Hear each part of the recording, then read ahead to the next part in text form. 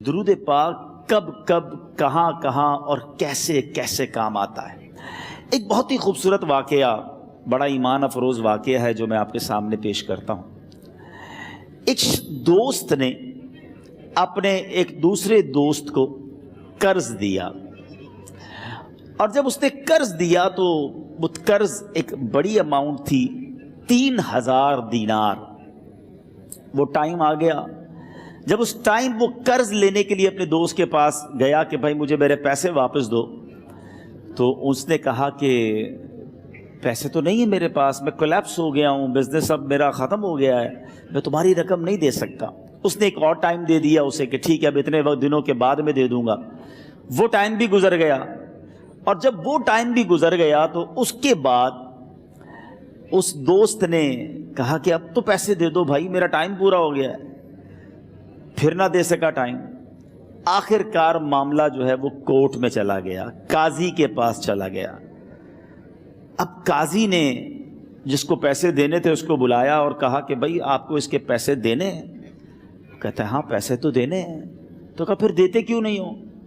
کہا پیسے ہیں ہی نہیں، کاروبار ہی ختم ہو گیا ہے، قرضہ تو لیا تھا، اب میرے پاس بچا ہی کچھ نہیں ہے۔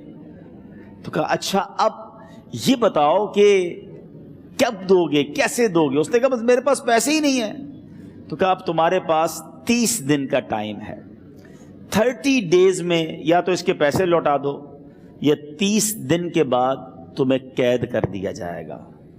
یہ شخص اب گھر آیا، پیسے تو تھے نہیں، مگر شاید علماء نے لکھا کتابوں میں، یہ واقعہ کئی بڑی بڑی کتابوں میں لکھا اور درود پاک کے فضائل کی بڑی بڑی کتابوں میں لکھا، اور اس شخص نے سوچا کہ اس نے ایک حدیث پاک پڑھی ہوئی تھی کہ جس میں نبی پاک علیہ الصلوۃ والسلام نے فرمایا ہے، جس کا مضمون ہے کہ جو شخص پریشان ہو، مصیبت زدہ ہو، اسے چاہیے کہ مجھ پر کثرت سے درود پاک پڑھے، کیونکہ درود پڑھنا مصیبتوں اور پریشانیوں کو لے جاتا ہے۔ اب اس عاشق کے رسول نے سوچا اور تو کچھ ہے نہیں، اب میں درود پاک پڑھنا شروع کرتا ہوں۔ صبح سے لے کر شام تک وہ درود پاک پڑھنے لگ گیا۔ 27 دن گزر گئے، only 3 days left، 3 دن باقی تھے قاضی کے پاس جانے میں۔ 27 دن گزر گئے درود پڑھتے پڑھتے۔ جب 28ویں رات آئی تو آنکھیں تو بند ہوئیں، مگر خواب میں اسے ایک آواز آئی، گھبراؤ نہیں، تمہارا قرضہ ادا کر دیا جائے گا، تمہارا مسئلہ سالو ہو جائے گا۔ صبح اٹھتا ہے، درود پاک پڑھ رہا ہے، مگر کہتا ہے یہ آواز سے تو مسئلہ حل نہیں ہوگا، پیغام کیا ہے اسے سمجھ نہ آیا۔ 28واں دن گزر گیا، 29ویں رات آ گئی، مگر اب آنکھیں بند ہوئیں اور قسمت جاگ اٹھی۔ نبی پاک صاحب لولاک صلی اللہ تعالی علیہ وسلم خواب میں تشریف لائے، اور پیارے آقا صلی اللہ تعالی علیہ وسلم نے فرمایا گھبراؤ نہیں، علی بن عیسیٰ وزیر کے پاس جاؤ، وہ تمہارا قرضہ ادا کر دے گا۔ اب یہ عاشق رسول صبح اٹھا تو ویری فریش، حشاش بشاش کہ اب تو کام ہو گیا، نبی پاک نے خواب میں آ کر بشارت دی ہے۔ مگر پھر ذہن میں سوال آیا کہ علی بن عیسیٰ کے پاس جاؤں گا تو ثبوت کیا ہے، پروف کیا ہوگا؟ میں جا کر اس کو کہوں گا کہ میرا قرضہ دے دو تو ایسے تو قرضہ نہیں دے دینا، اور میں نے اس کو کہا کہ مجھے نبی پاک نے خواب میں کہا ہے، اور اس نے اگر مجھ سے کوئی نشانی مانگی تو میں نشانی کیا دوں گا؟ آخری دن تھا، 29واں دن تھا، وہ بھی درود پڑھتے پڑھتے گزر گیا۔ 30th نائٹ آ گئی، صبح وہ دن ہے جب عدالت میں جانا ہے۔ اب اس رات پھر نبی پاک علیہ الصلوۃ والسلام خواب میں تشریف لائے، اور آقا علیہ الصلوۃ والسلام نے فرمایا کہ علی بن عیسیٰ وزیر کے پاس جاؤ، وہ تمہارا قرض ادا کر دے گا۔ کہ حضور چلا تو جاؤں گا، لیکن اگر وزیر نے مجھ سے کوئی نشانی طلب کی تو میں کیا جواب دوں گا؟ پیارے آقا علیہ الصلوۃ والسلام نے کمال کا ارشاد فرمایا کہ علی بن عیسیٰ سے کہنا کہ تم روزانہ فجر کی نماز کے بعد 5000 بار درود پاک پڑھتے ہو، یہ راز فقط تم جانتے ہو اور تمہارا رب جانتا ہے۔ اب یہ جب صبح اٹھا تو ایک نشانی بھی مل چکی تھی۔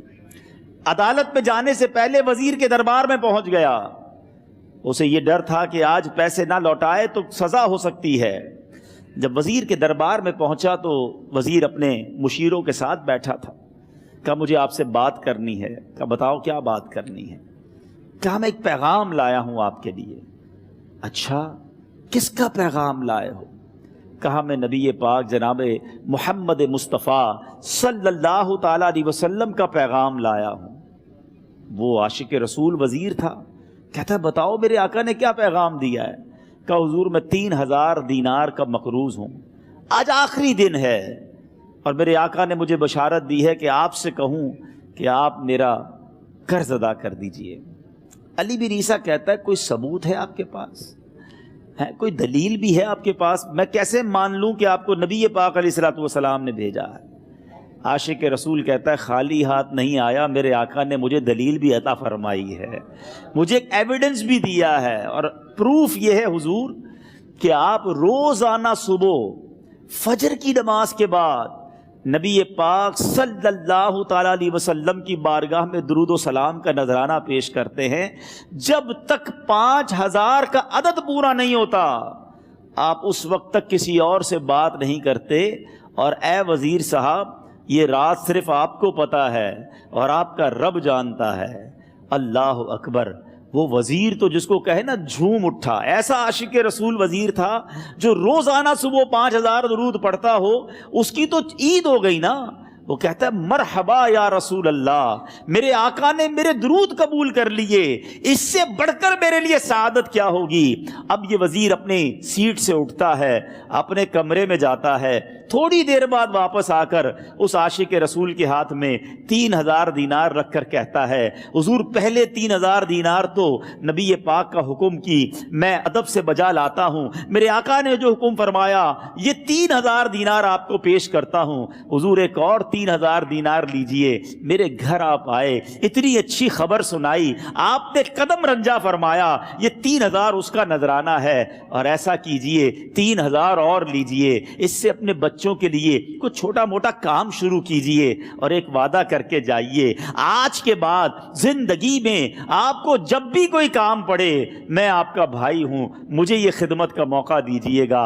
اللہ اکبر! وہ مقروض جو ایک رات پہلے 3000 دینار کا مقروض تھا، ہو سکتا ہے اس کے بیک آف مائنڈ یہ بھی چل رہا ہو کہ اب شاید کل میں نے جیل میں جا کر عدالت میں جا کر گرفتاری دے کر جیل میں جانا ہے، مگر اب 9000 دینار ہاتھ میں ہیں۔ عاشق رسول جھومتا ہوا نبی پاک کی یاد میں گھومتا ہوا اب عدالت میں پہنچا۔ عدالت میں everybody expecting over there کہ آج اس نے آنا ہے اور آ کر کہنا یہی ہے کہ پیسے تو نہیں ہیں، گرفتار کر لو، مگر جا کر اس عاشق رسول نے 3000 دینار جج صاحب کے ہاتھ میں رکھ دیے۔ قاضی کہتا ہے پہلے تو یہ بتاؤ پیسے آئے کدھر سے؟ تم تو کہتے تھے غریب ہوں، تم تو کہتے تھے کاروبار نہیں ہے، ایک مہینے میں اتنی بڑی رقم کا انتظام کیسے ہو گیا؟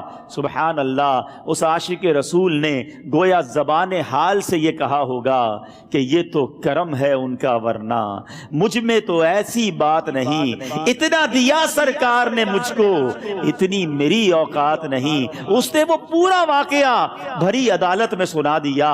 اللہ اکبر! میرے پیارے اسلامی بھائیوں ذرا سوچو پہلے زمانے میں کیسے عاشقان رسول ہوا کرتے تھے، وہ جج وہ قاضی بھی کیسا سرکار علیہ الصلوۃ والسلام کا عاشق تھا۔ اپنی سیٹ سے اٹھتا ہے، بھرے دربار میں بھری عدالت میں وہ اپنے چیمبر میں اپنے کمرے میں جاتا ہے، اور تھوڑی دیر بعد واپس آ کر اس کے ہاتھ میں بھی 3000 دینار ہیں، اور وہ 3000 دینار جو ہے وہ اس عاشق رسول کے ہاتھ میں رکھتا ہے کہ سارا ثواب علی بن عیسیٰ کیسے لے جائے، میں بھی تو نبی پاک کا غلام ہوں، میں تمہارا قرضہ میں ادا کرتا ہوں۔ اچھا اب ایک اور عجیب سینیریو یہ بن گیا کہ جس نے کیس کیا تھا، جس نے دعویٰ کیا تھا، وہ بھی یہ سارا منظر دیکھ رہا تھا۔ کہتا ہے جج صاحب ذرا رکیے، میں بھی اپنے آقا کا امتی ہوں، اور ایک کام کیجئے قلم کاغذ منگوائیے، اس عاشق رسول کا قرضہ ہی میں معاف کر دیتا ہوں۔ اچھا اب عاشق رسول نے وہ واپس 3000 دینار جو جج صاحب نے دیے تھے وہ واپس جج صاحب کو دیے کہ حضور یہ پیسے آپ ہی رکھ لیں، قرضہ ہی معاف ہو گیا، اب آپ کے پیسے کا میں نے کیا کرنا ہے؟ جج صاحب کہتے ہیں جو پیسے نبی پاک کے نام پر نکالے ہیں اب مجھے واپس نہیں چاہیے، یہ بھی تم اپنے ساتھ لے جاؤ۔ اللہ اکبر۔ میرے میٹھے اسلامی بھائیوں، وہ عاشق رسول ایک رات پہلے 3000 دینار کا مقروض ہے، اب 12,000 دینار لے کر گھر کو واپس جا رہا ہے۔